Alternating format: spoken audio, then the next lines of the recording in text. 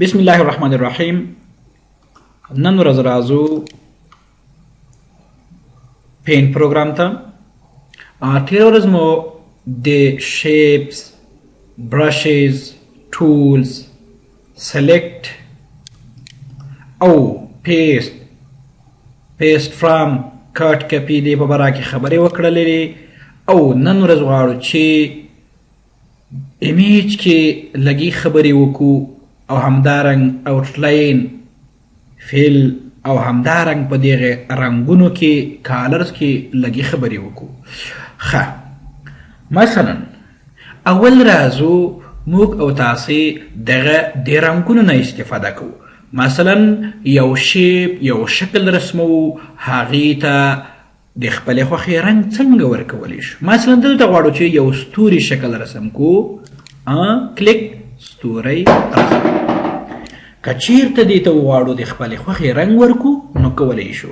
یو خو دغه ځای نه اوټلاین، دا معنا چې د دې ستوري د بهرنۍ دغه لاینونو ته کوم رقم رنګ ورکوي، اوټلاین رنګ ورکو. داسې شکل، دغسې شکل، دغسې شکل او که دغه د رنګونو اوټلاین مونږ تاسو کړلی شو چې دغه ځای نه بدل کړو. کوم شکل کې مارکر، اویل، نیچرل پنسل، واټر کلر، آبي رنګ. خو ته کولی شي چې دغه رنګ د دې ځای نه تبدیل هم کړي. کوم رنګ غواړې هغه رنګ باندې خپل موس پوینټر د تاته دلته دغه ستوري کې معلومات درکوي چې دغسې رنګ اوټلاین د تا په شیپ باندې تطبیقیږي. کوم رنګ خوند درکوي همغه رنګ انتخاب. او که چیرته وغواړو دغه رنګ باندې خپل شیپ فیل کو، رنګ کو، نو څه کولی شو؟ کوم رنګ باندې؟ په دغه رنګ باندې څه فیل کالر او د دې په منځ کې کلیک کول. انشاءالله به دې هم پوه شئ. او که چیرته موږ تاسو غواړو که چیرې داسې وي چې په دې رنګونو کې زموږ د خوښې رنګ موجود نه وي نو کړلی شو چې ایډیټ کالرز ته لاړ شو او د خپلې خوښې رنګ دلته پیدا کړو. لکه دغه رنګ، اوکې، هغه رنګ په دې ځای باندې تطبیق. او که چیرته وغواړو د خپلې خوښې رنګ جوړ کړو، څنګه کولی شو؟ په دغه ځای کې د خپلې خوښې رنګ انتخاب کا، د خپلې خوښې رنګ جوړ کا. اینه وروسته اډ ټو کاسټم کالر، اوکې راغلو که نه، دغه پکې تطبیق کا او داسې نور. ښه راغلو. مثلا که چیرته موږ او تاسو یو شکل رسمو، اوټلاین کوم شکل کې دی؟ واټر کلر شکل کې. او فیل د کوم شی؟ نو فیل به نه وي، سالډ کلر په شکل کې د فیل وي، خو د بګراوند رنګ به تغییروي. ځکه که چیرته تغییر یې نه کو، دلته د بګراوند رنګ په خپله سپین دی نو دغه شکل په هغه رنګ باندې نه پوښل کېږي. د دې لپاره دغه دوهم رنګ انتخابوو، بګراوند کلر، دلته د خپلې خوښې رنګ ورکوو دغه رنګ. اوس بیرته راځو دغه شیپ رسموو، همغه رنګ یې څنګه ده اخیستی دی. دغه څه و؟ فیل کلر، سالډ کلر یا کریون، مارکر، اویل، نیچرل پنسل یا واټر کلر. کړله شي په دې شکل خپل رنګ ورته انتخاب کې چې په کوم شکل کې ستا شیپ، ستا رسمي رنګ واخلي. انشاءالله په دې هم پوه شولی. ښه، اوس راځو دغه اشکال ټول له منځه وړو. څنګه؟ سلیکټ آل، اینه وروسته ډیلیټ. بګراوند رنګ تاسو بدل کړی ده، راځو دغه رنګ بیرته بدلو سپین رنګ ته. اینه وروسته سلیکټ آل او ډیلیټ، کیبورډ کې یا دلته. په دې خو انشاءالله پوه شولی. راغلو یو شیپ رسمو. د شیپ د اندازې دغه لاین څومره وي؟ دغه لاین د شیپ ډبل یا نری وي. راځو دلته نری دی وي، ډبل دی وي، د دې نه د ډبل او د دې نه د هم څنګه وي؟ ډبل دی وي. انشاءالله به دې هم پوه شولی. لاین د څومره ډبل وي تاسو کولی شئ چې خپل لاین ورته انتخاب کړئ. اوټ لاین سالډ کلر دی وي یعنی جامد شکل کې دی وي پیوست شکل کې دی وي. انشاءالله په دې هم پوه شولې. راځو بیرته ایمیج ته. اول زه غواړم دغه ایمیج کلیر کم. سلیکټ آل کنټرول ای په کیبورډ کې ډیلیټ. څنګه که غواړو ډیلیټ شوي معلومات بیرته واپس کو کنټرول زیډ نه استفاده کو انډو، او که غواړو انډو شو عمل بیرته واپس کو کنټرول وای کنټرول زیډ. ښه په دې خو انشاءالله پوه شئ. راځو اوس ایمیج ته سلیکټ آل دغه صفحه ټوله صفحه کوو ډیلیټ کیبورډ کې. راځو پیسټ راځو یو تصویر راوړو. پیسټ فرام یو تصویر را اخلو. چیرته دي ستا تصویرونه؟ مثلا کوم ځای کې چې ستا تصویرونه موجود وي همغه ځای نه به تصویرونه را واخلي. کمپیوټر پارټس اوپن یو تصویر را اخلو. مثلا فرض که چې دغه تصویر می را واخیستو اوپن تصویر راغلو.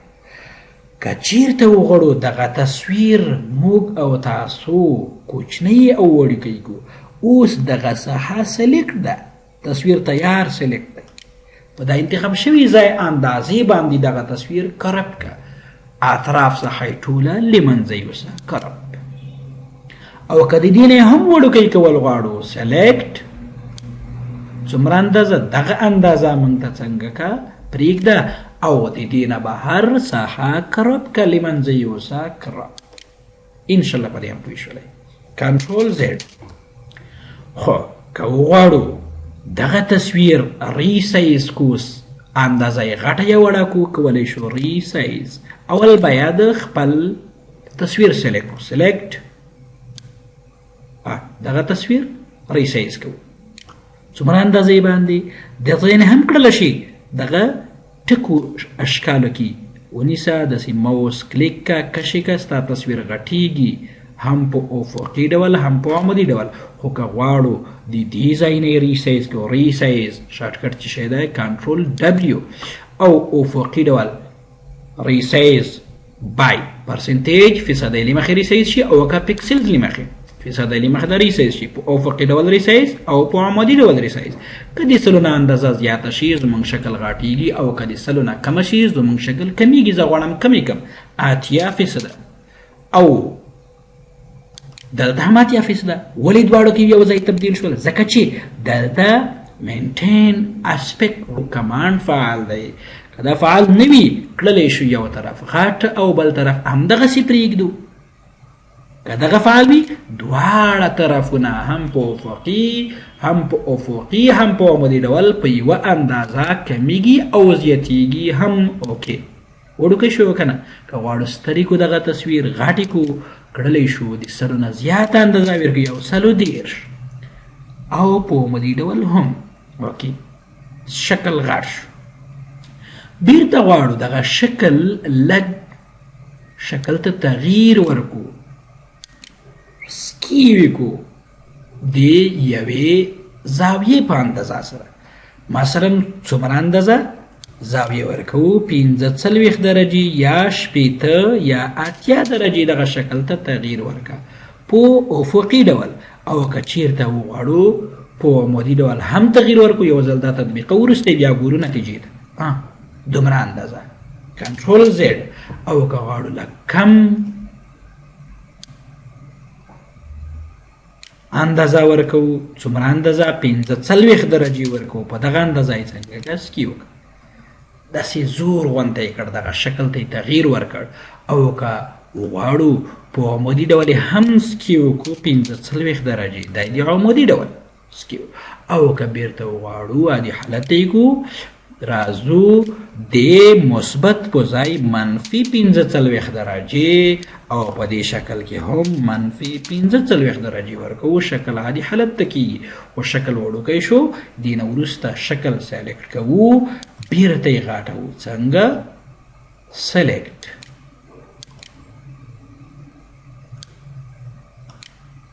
دغه ځای نه شکل بیرته څنګه کو غټو. ان شاء الله په دې هم پوه شولې. ها کنټرول ای ډیلیټ. مثلا بل خبره ریسایز باندې پوه شولې. راځو چیرته روټیشن یو تصویر راوړم بیرته د بل ځای نه یو تصویر راوړو. مثلا دغه تصویر کمپیوټر تصویر نه راوړو غواړو دغه تصویر ته روټیشن ورکو. روټیشن معنا اړو یو طرف نه بل طرف ته اړو. خي طرف چپ طرف لاندې او پاس طرف. روټیټ اور فلپ. روټیټ رائټ 90 ډیګري. دغه تصویر خي طرف به چپ طرف ته کی چپ طرف به خي طرف ته کی 90 درجه بدل شو کنه. او کچیر ته وغواړو روټیټ بیا رائټ 90 درجه خي طرف ته اړوي. 90 درجه خي طرف ته اړوي. روټیټ لیفت چپ طرف ته اړوي. ها لیفت بیرته دی حالت. او کچیر ته روټیټ یوسلو 80 درجه 180 ډیګري یعنی یوسلو 80 درجه دوران ورکا. د یوسلو 80 درجه دوران ورکا. او کو واړو بیرته دی حالت تکو بیا یوسلو 80 درجه. او همدغه سی ورټیکل په عمودي ډول موږ تاسو کړل شو چې لاندې طرفې پاس کو پاس طرفې لاندې کو. بیرته واړو چې فلپ ورټیکل. او همدغه ډول هورایزونټل افقي ډول کړلی شو. چپ طرف خي طرف ته کا او خي طرف چپ طرف ته کا. یو تصویر کې دغه مثلا د دې یو کپی هم اخلم. کنټرول نیسو د دې یو کپی اخلو. کنټرول او انتخاب شوی شکل ډراګ کول. کنټرول ونیسئ دغه انتخاب شوی تصویر ډراګ یعنی کش کوي. دغه یو کپی شوله یا په هوم ټاب کې کلیپ بورډ بکس کې ګروپ کې کاپی اینو ورستا په پیسټ کې پیسټ دواړه طریقو. دغه تصویر زه غواړم چې دغه د سی ډي روم طرف د دې سی ډي روم طرف ته ور ګډ کو چې د دواړو کمپیوټرونو مخونه سره یو شای شي. څنګه کولی شو؟ راځو دلته فلپ هورایزونټل. د دواړو کمپیوټرونو مخونه یو طرف ته شول. او که وغواړو بیرته یې واپس کو د دې سیټ ور ګډ کو فلپ هورایزونټل په دې ډول نور مثلا. او که وغواړو چې د دې لاندې طرف پاس طرف لاندې کو نو بیا کولی شو چې فلپ ورټیکل. لاندې طرف پاس او پاس طرف لاندې شو. بیرته ځو فلپ ورټیکل فلپ ورټیکل. ان شاء الله به دې هم پوه شولئ. او که وغواړو دوران ورکو 90 درجه دغه طرف د بل طرف نو کړلی شو په دې شکل کې دوران ورکو. خو راځو یو تصویر راوړو. کنټرول ای ډیلیټ. ښه اوس زه راځم پیسټ فرام د کمپیوټر کې د بل ځای نه یو تصویر راوړم. څنګه پیسټ فرام دلته تصویرونه دي. زه غواړم چې د هغه ځای نه یو تصویر راوړم. تصویر راخلو. اوس مونږ غواړو چې یو تصویر څخه یوه کاپي وباسو. د دې هغې کاپۍ نه د هغې کاپۍ بیا دواړو طرفونو مخونه سره یو طرف ته کړو. دغه تصویر راخیستو. تصویر وړوکی کوو. داسې د کونج نه نیسو. تصویر وړوکی کوو. هر کله چې تصویر وړوکی کړ کونج نه نیسو تصویر وړوکی کوو. تصویر مو چې وړوکی کړ اینه وروسته د دې څخه یوه کاپي بله کاپي وباسو. هر کله مو چې کاپي وباسله نو موږ کړلی شو چې د دې تصویر دواړه مخونه سره یو طرف ته کو. مثلا لږ نوره هم وړوکی کوو. تصویر مو چې وړوکه کړ اینه وروسته کړلی شو چې د دې تصویر یوه بله کاپي هم وباسو. کنټرول نیسو ډراګ کوو یوه بله کاپي جوړیږي. غواړو چې اوس د دې تصویر دغه طرف د دې طرف ته برابر کړو. څه کوو؟ روټیټ فلیپ هوریزونټل. نو څنګه شول زمونږ تصویرونه برابر داسې لکه یو تصویر چې مونږ یو تصویر راوړلو، د هغه تصویر نه مو یوه کپي واخیستله او د هغې په څنګ کې مو برابر کړ، د یوه تصویر یو طرف مو بل تصویر طرف ته ور برابر کړ. دا په کوم شکل؟ دا د دې هوریزونټل د روټیشن کمانډونو په ذریعه سره، روټیټ کمانډ په ذریعه سره، فلیپ هوریزونټل. انشاءالله به دې هم پوه شولئ. تاسو کولی شئ په دې شکل داسې نور تصویرونه، داسې نور اشکال په دې شکل برابر او جوړ کړئ. ښه، انشاءالله په دې خو پوه شولئ. د دې نه وروسته راځو ویو ټیب ته. که چېرته وغواړو په دې باندې خپل نوم ولیکو نو څنګه کولی شو؟ په ټولز ته راځو. ټولز کې کوډ ټیکسټ انتخابو. ټیکسټ ټول انتخابو. ټیکسټ کوم ځای نوم لیکي؟ دلته نوم ولیکه. دلته نوم لیکو اوپیک. دې شیانو کې باره کې مو خبرې کړې وي. راځو دلته د لیکنې لپاره فنټ انتخابو. دلته مختلف فنټونه موجود دي. تاسو کولی شئ چې د دې نه ګټه پورته کړئ، د دې نه ګټه واخلئ. مثلا تاسو کولی شئ چې په دې کې د خپلې خوښې یو فنټ انتخاب کړئ او د دې لپاره سایز هم کولی شئ انتخاب کړئ، 4 یا 28. او کولی شئ چې لیکنه د ډبله وي او یا د عادي شکل کې وي. ډبله وي لیکنه د ایټالیک په څنګو وي او که په څنګو د نه وي. دلته یې ګورئ. او په څنګو د نه وي مثلا ګورئ دلته. او لیکنه د انډرلاین وي یا د نه وي، انډرلاین د وي یا د نه وي. سټریک تھرو لیکنې په منځ کې د لیکه تیره وي او که تیره د نه وي. ګورئ دلته انتخابوي لیکه تیرېږي. دا په دې شکل. اوس غواړو چې مثلا دغه بګراوند باندې په دې ځای باندې مونږ تاسو لیکنه کړل غواړو. څنګه کولی شو چې په دې بګراوند د پاس زموږ لیکنه وشي او که بګراوند یې عادي بګراوند شي؟ اوپیک. دا معنی اوپیک بګراوند دی، یعنی پخوانی بګراوند وي چې هغې څخه څه روښنایي نشي تېرېدلی، لکه دغه شکل. ترانسپیرنت دا معنی چې هغې څخه لږه روښنایي تېرېدونکې وي، لکه دغه بګراوند د عکس بګراوند خپل بګراوند پاتې شو او زموږ لیکنه هم ښایسته ښکاره کېږي. انشاءالله به دې هم پوه شئ. کوم شکل کې لیکنه کړل غواړئ، کوم رنګ کې، په دې رنګ کې، په دې رنګ کې، په دې رنګ کې، کوم رنګ چې خوند درکوي تاسو کولی شئ دغه رنګ، دغه د بګراوند رنګ د سپین رنګ کوو، دغه رنګ انتخابوو. په دې رنګ، په دې رنګ، په دې رنګ، کوم رنګ چې خوند درکوي خپله لیکنه وکړئ. اوس د چی په برا کې تکړلی شي چې په دې ځای کې خپل نوم ولیکي. مثلا افغانستان. سټریک غیر فعال، انډرلاین هم غیر فعال. افغانستان په دې رنګ سره یې لیکو. افغانستان په غټو حروفو باندې افغانستان موږ تاسو ولیکلو. خوست. کوم ځای خوند درکوي هماغه ځای کې پرېږدئ. بس ستا په تصویر باندې یوه لیکنه هم څنګه شوله؟ ولیکل شوه. په دې شکل کولی شئ چې تاسو خپل تصویر اشکال برابر کړئ. ښه، انشاءالله به دې هم پوه شولئ. که چېرته وغواړو دلته موږ تاسو دغه تصویر غټ وګورو، کوچنی وګورو، ویو ته راځو. ویو ټو شو لیدل. زوم این لکه مخکې چې خبرې وکړلې مګنیفایر په باره کې زوم این تصویر را نږدې که تصویر غټ شو موږ دی زوم کړلی شو چې په اسانۍ سره په دې کې تغیرات وګورو، نواقص وګورو. بیرته زوم آوټ، زوم این عادي حالت ته یې بیرته واپس که 100%. رولر تصویر خطکش موږ ته ښکاره کې وکه ښکاره یې نه کي. ګریډ لاین ښکاره کې وکه ښکاره یې نه دي، د ګریډ لاین وایي ښکاره ده وي او که ښکاره ده نه وي.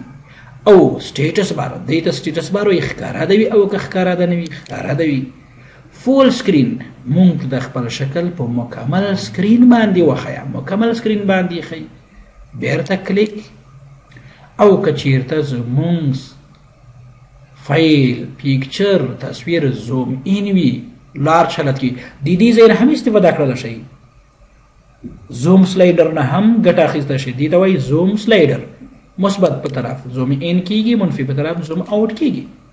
او همدارنګې هوم کې ماګنیفایر نه هم ګټه اخیستلی شئ. لیفټ کلیک زوم ان، رایټ کلیک زوم اوټ. په دې هم پوه شولی. راځو زوم ان غواړو چې موږ ته د دې تصویر اصلي شکل هم وښیي. تمنیل څنګه کوو؟ فعالو. د دې تصویر اصلي شکل د زوم حالت اصلي شکل دلته موږ ته ښکاره کېږي. وعلیکم السلام. ښه اوس راځو تمنیل شکل دلته ښکاره کېږي. کړلی شو چې د زوم شکل اصلي شکل دلته په تمنیل کې وګورو، فعال او یا غیر فعال. په دې هم پوه شولی انشاءالله. بیرته عادي حالت 100% نارمل عادي حالت. د نن ورځې دپاره همدومره بس و. انشاءالله په راتلونکو ویډیوګانو کې به په فایل مینو یعنی پینټ بټن باندې کار کوو. څنګه کړلی شو یو فایل سیو کوو، څنګه غلا شو یو فایل کې تغییر راولو. ستاسو د کامیابۍ